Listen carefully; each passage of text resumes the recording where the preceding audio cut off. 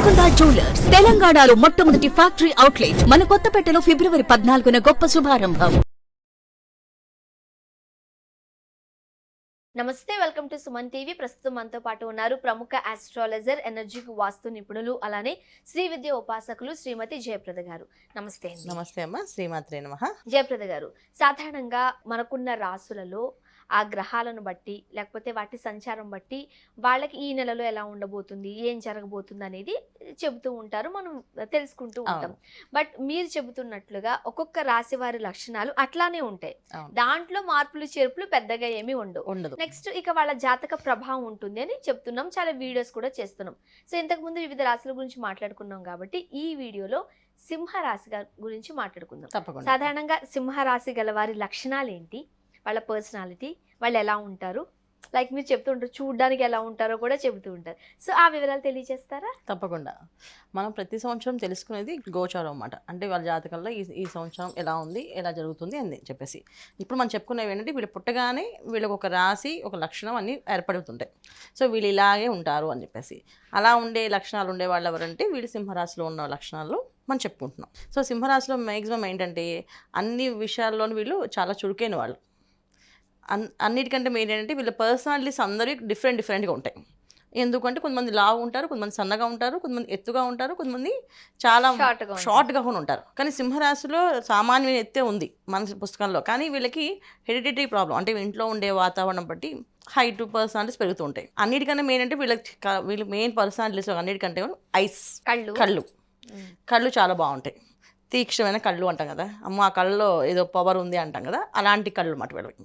So మనకి main ఏంటి, ఏ personality ఎలా ఉన్నప్పటికీ వీళ్ళ మొహంలో కళ్ళు మాత్రం బాగా పర్టికులర్గా కనిపిస్తూ ఉంటాయి. ఆ కళ్ళలో కొంచెం కోపం కనిపిస్తూ ఉంటుంది, అలాగే ఆ కళ్ళలో కొంచెం ప్రేమ కనిపిస్తూ ఉంటుంది, ఆ కళ్ళలో కొంచెం అన్ని భావాల్ని ఆ కళ్ళలో ఎక్స్ప్రెస్ చేయగలిగే శక్తి ఉన్న వాళ్ళు వీళ్ళు సింహరాశి వాళ్ళు. ఏది చూసినా తీక్షణమైన కళ్ళు కనిపిస్తాయి వాళ్ళకి, చక్కగా బాగుంటాయి కళ్ళు, చూడడానికి అందంగా కనిపిస్తుంది. సో ఆ కళ్ళే వాళ్ళకి అందాన్ని తెచ్చేస్తాయి ఆటోమేటిక్గా. సో అలాంటి లక్షణం ఈ సింహరాశిలో ఉన్న వాళ్ళకి. సో సింహరాశి క్యారెక్టర్స్ ఏంటి అంటే వీళ్ళ ఆలోచన విధానం ఎలా ఉంటుంది అంటే ధర్మబద్ధంగా ఉంటుంది. ఏ విషయమైనా ఎందుకు చేయాలి, దేనికి చేయాలి, రీజన్స్ తెలుసుకొని చేస్తారు. సో అలాగని పెద్ద హైఫైలో ఉండరు, అలాగని లో ప్రొఫైల్లో ఉండరు.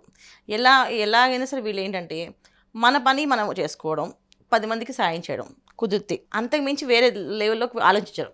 బాగా సంపాదించాలి, బాగా షైన్ అవ్వాలి అనే ఆలోచనలు కొంతమందికి ఉంటాయి కదా, వీళ్ళకి అలాంటివి తక్కువ ఉంటాయి. మ్యాక్సిమం చాలా తక్కువ మంది, 90% ఉండదు, 10% వాళ్ళకి ఎవరైనా ఉండొచ్చు. అది మేబీ వాళ్ళ జాతకరీత్యా ఉండే నెంబర్స్, పేర్ల వల్ల ప్రభావం తప్ప. కానీ మ్యాక్సిమం సింహరాశి వాళ్ళు ఏంటంటే వాళ్ళ ఫ్యామిలీ వరకు వాళ్ళు సేఫ్గా, హ్యాపీగా చూసుకుంటారు. వాళ్ళకి ఎంత కావాలో అంత చూసుకుంటారు. ఇంకోటి అభిమానం ఎక్కువ, మొహమాటం ఎక్కువ వీళ్ళకి. రెండు ఇబ్బందికర అంశాలే. ఎందుకంటే ఏ విషయమైనా అడగడం అనేది వాళ్ళకి ఇష్టం ఉండదు. ఎవరికైనా కావాల్సిన వాళ్ళు చేస్తారు, వాళ్ళు తెలుసుకొని వీళ్ళు చేసేస్తారు. కానీ వీళ్ళకి కావాల్సింది అనే మాత్రం అడిగి మాత్రం చేసుకోరు. ఇది వీళ్ళకి మైనస్ పాయింట్ కింద చెప్పాలి. ఎందుకంటే మనం ఒక దగ్గర ఒక వర్క్ చేస్తున్నామంటే దానికి తగ్గ ఫలితం కావాలి. ఆ ఫలితం వాళ్ళు ఇవ్వకపోతే మనం మాట్లాడి తెచ్చుకోగలగాలి. సో వీళ్ళకి అది అడ్డొచ్చేస్తుంది, వాళ్ళకి అభిమానం అడ్డొచ్చేస్తుంది అడిగితే. సో వాళ్ళు చేస్తే, వాళ్ళు ఇస్తే చూసుకుందాం, లేకపోతే లేదని చాలా హుందాగా ఉంటారన్నమాట. అంటే డిగ్నిఫైడ్ అంటాం వాళ్ళని. సో వాళ్ళ దారి, వాళ్ళ బాటలో మనం నడవాలనిపిస్తుంది. కానీ ఈ విషయాలు మాత్రం కొంచెం మైనస్.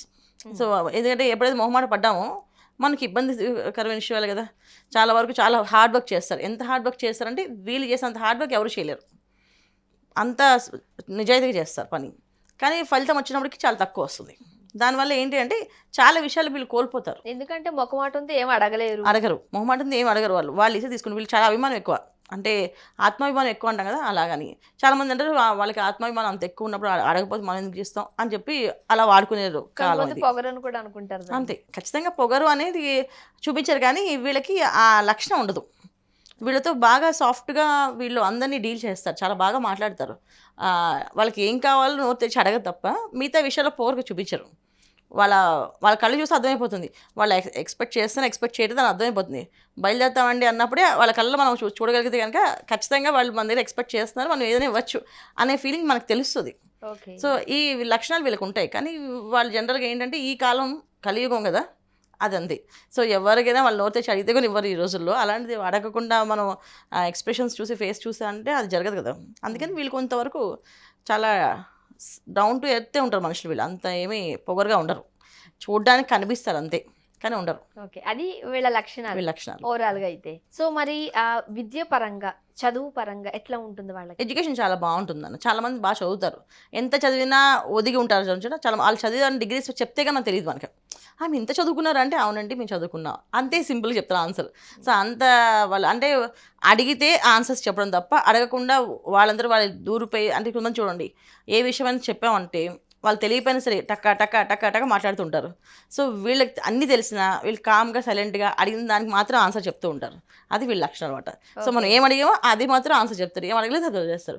కానీ వాళ్ళకి ఎంత నాలెడ్జ్ ఉందన్న సంగతి వాళ్ళతో స్నేహం చేసిన వాళ్ళు, వాళ్ళతో ఉండే వాళ్ళకి తెలుస్తుంది వీళ్ళు చాలా నాలెడ్జ్ పర్సన్స్, వీళ్ళు చాలా తెలివైన వాళ్ళు అని చెప్పేసి.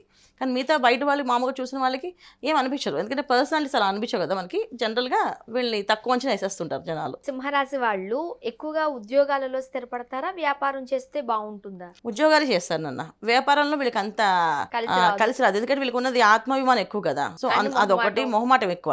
ఎవరైనా డబ్బులు ఇస్తే కొని, అప్పు ఇస్తే కొని వీళ్ళు ఒక అవసరం వచ్చి డబ్బులు ఇస్తే కొని తెచ్చుకోలేరు వెళ్ళి, అంటే గట్టిగా కూడా మాట్లాడరు. ఒకళ్ళు అడుగుతారు, ఎప్పుడు అడుగుతారు రిలేషన్స్ మొత్తం కట్ అయిపోయినట్టుగా అడుగుతారు. అంటే ఇక కోపం తారాస్థాయికి వస్తుంది అనమాట.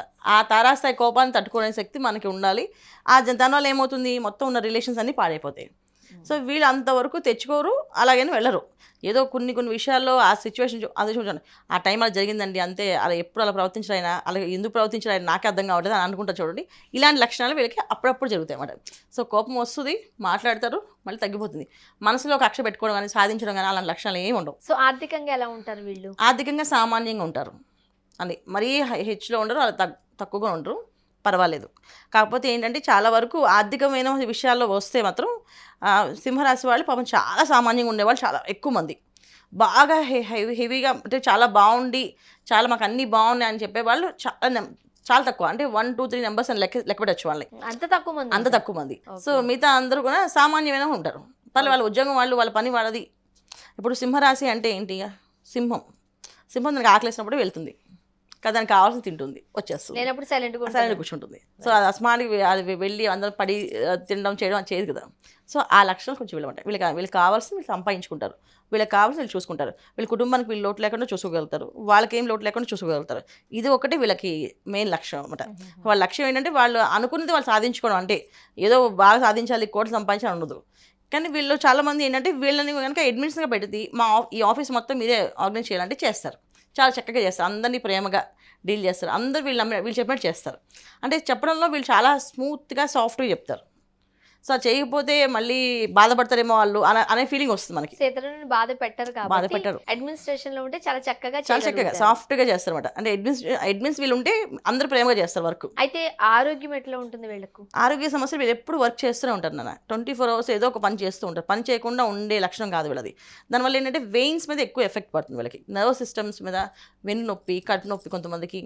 తర్వాత ఆహారం సరిగ్గా తీసుకోరు టైం కొంతమంది అయితే, దానివల్ల కూడా వీళ్ళకి అసిడిటీ ప్రాబ్లమ్స్ ఇలాంటివి కొన్ని అవకాశం వీళ్ళకి ఎక్కువగా ఉంటుంది. ఓకే, సో కాస్త లోటుపాట్లు ఉన్నాయి కాబట్టి వీళ్ళకి మీరు ఇచ్చే పరిష్కార మార్గాలు ఏంటి? శివారాధన, శ్రీశైల క్షేత్రము దర్శనము, ఇవి చేయడం వల్ల వీళ్ళకి చాలా మంచి విశేషమైన ఫలితాలు వస్తుంటాయి. క్షేత్ర దర్శనం అంటే పర్టికులర్ ఏమైనా చెప్తారా? శ్రీశైల మల్లికార్జున స్వామివారి దర్శనం చేసుకొని అక్కడ నిద్ర చేయడం చాలా మంచిది. శ్రీశైలం అంటే అసలు ఆ క్షేత్రానికి వీళ్ళు వెళ్ళి నిద్ర చేయడం వల్ల వీళ్ళకి ప్రతి సంవత్సరం చేయడం వల్ల అలవాటు చేసుకుంటే వీళ్ళకి చాలా విషయాల్లో వీళ్ళకి అంటే వీళ్ళు అడగట్లేదు, ఇంకా అన్నీ అవే వస్తాయి. అలాంటి జరిగే అవకాశం ఈ శ్రీశైల క్షేత్రంలో వీళ్ళు నిద్ర చేయడం కానీ, అక్కడ పూజ చేయించుకోవడం, అభిషేకం చేయించుకోవడం చేయడం వల్ల సూపర్ జరుగుతుంది. సాధారణంగా సింహరాశి గల వారు అంటే ఏ కలర్ డ్రెస్ వేసుకుంటే మంచిది, వాళ్ళ లక్కీ నెంబర్ ఏంటి, అండ్ ఏ పని చేయాలన్నా, మొదలు పెట్టాలన్నా ఏ వారం అయితే మంచిది, ఇవి పర్టికులర్గా చాలా మంది చూసుకుంటారు. ఏం చెప్తారు? మనం సింహరాశి వాళ్ళకి గురువారం బాగుంటుందన్న, గురువారం బాగా కలిసి వస్తుంది.